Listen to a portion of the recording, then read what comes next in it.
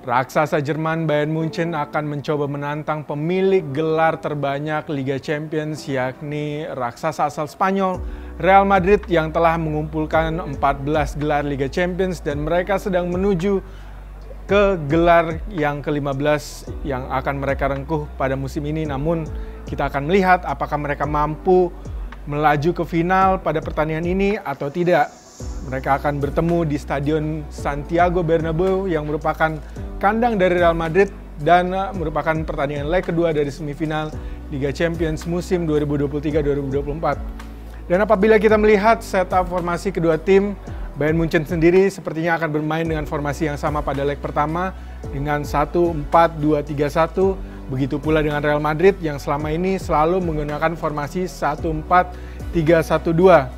Di mana kita bisa melihat starting lineup yang sepertinya akan diturunkan oleh kedua tim. Di Bayern Munchen sendiri, De Ligt yang sudah sembuh dari cedera akan dipasang kembali, sepertinya menggantikan Kim Min-jae yang bermain kurang meyakinkan pada pertandingan leg pertama kemarin dan pada pertandingan di akhir pekan melawan Stuttgart. Kemudian Konrad Laimer akan kembali menghuni lini tengah, mungkin akan didampingi oleh pemain muda Alexander Pavlovic yang baru debut di musim ini, akan diberikan kesempatan oleh Thomas Tuchel dalam pertandingan besar ini menghadapi Real Madrid. Dan di posisi nomor 10 akan ada Jamal Musiala, ada Serge Gnabry di sayap kanan, ada Sané di sayap kiri, dan juga tentunya top skor mereka Harry Kane sebagai striker. Dan untuk Madrid sendiri, Lunin akan menjaga posisi penjaga gawang, akan ditemani Nacho dan juga Rudiger di posisi bek tengah. Carvajal yang sebelumnya tidak dapat bermain karena akumulasi kartu sepertinya sudah bisa diturunkan. Kemudian juga ada Ferland Mendy di bek kiri. Di posisi nomor 6, gelandang bertahan Tchouaméni. Kemudian ada Toni Kroos yang menjadi roh dari permainan Real Madrid. Fede Valverde di gelandang. Kemudian juga ada gelandang serang Jude Bellingham. Vinicius sebagai striker dan juga Rodrigo yang akan bermain menemani Vinicius di lini depan. Dan apabila kita melihat Bayern Munchen sendiri di pertandingan leg pertama lebih banyak menguasai bola karena mereka memiliki kemampuan untuk melakukan operan-operan pendek dan dimiliki pemain-pemain yang memiliki teknik yang sangat baik. Dan pada leg kedua ini sepertinya mereka akan menggunakan pendekatan yang sama. Mereka akan mencoba menggempur lini pertahanan Real Madrid semenjak awal, di mana mereka akan menaruh formasi yang membuat mereka unggul secara jumlah di tengah.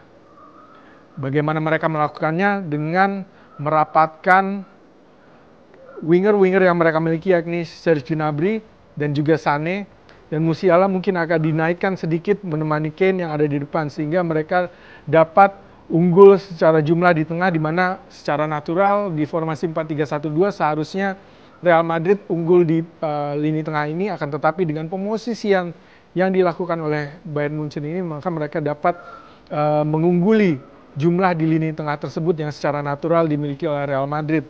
Dengan adanya Pavlovic, kemudian juga Laimer di tengah di sini, kemudian Serge Gnabry masuk ke dalam, Sané masuk ke dalam, dan juga Kane bersama dengan Musiala seperti membentuk kotak di area sentral ini. Dan selain itu juga ketika mereka sudah berhasil melakukan progresi bola misalnya ke area pertahanan Madrid, mereka tentu akan menggunakan kelebaran yang dimiliki oleh Bayern Munchen sendiri. Ketika mereka sudah naik, ini naik juga, Mazraoui akan menemani Sané di sayap. Mereka akan mencoba menggeser lini pertahanan Madrid yang rapat di bawah seperti ini. Dan mereka biasanya akan mencoba menggeser formasi bertahanan dari lawannya sehingga mereka dapat bergeser dari satu sisi ke sisi yang lain. Misalkan mereka akan memainkan bola di daerah sayap kanan terlebih dahulu. Mana ada Musiala di sini, kemudian juga Kane akan dibantu oleh Konrad Laimer di sini. Mungkin ada Kimmich yang akan melakukan overlap di sini. Mereka akan mencoba memainkan bola di sini agar lini pertahanan Madrid sendiri terpancing untuk ke arah kiri dari pertahanan mereka. Sehingga ini akan menyisakan ruang di sisi kanan dari pertahanan Madrid atau di sisi kiri dari lini penyerangan Bayern Munchen. Ketika Madrid sudah bergeser, maka mereka akan mencoba cari cara untuk dapat langsung melakukan switch ke sisi sebaliknya sehingga mereka dapat melakukan progresi ke area pertahanan Madrid. Seperti itu. Dan sedangkan untuk Madrid sendiri, mereka tentunya akan lebih mengandalkan counter attack seperti pada leg sebelumnya, karena mereka memiliki pemain-pemain yang sangat berbahaya di momen-momen transisi seperti Jude Bellingham, kemudian juga ada Vinicius, ada Rodrigo, ada Fede Valverde. Mereka akan menunggu di area pertahanan sendiri terlebih dahulu dengan pertahanan blok rendah. Setelah mereka menyerap serangan-serangan yang dilakukan oleh Bayern Munchen, maka mereka biasanya dengan kemampuan jangkauan passing yang dimiliki oleh Toni Kroos, mereka akan mengirim bola langsung ke depan yang akan dikejar langsung oleh Vinicius, oleh Rodrigo, dan ditemani oleh Bellingham dan juga oleh Fede Valverde yang ikut naik. Dan perlahan-lahan juga nantinya Toni Kroos akan ikut naik sama dengan Tchouaméni dan juga wing-back mereka. Ini yang harus diwaspadai oleh para pemain-pemain Bayern Munchen apabila mereka tidak ingin kalah di kandang Real Madrid kali ini. Dan menggenggam tiket menuju ke final Liga Champions musim 2023-2024. Dan memang Madrid cenderung bermain lebih direct karena karakteristik dari pemain-pemain mereka yang memiliki kecepatan dan memiliki kualitas individu yang sangat bagus.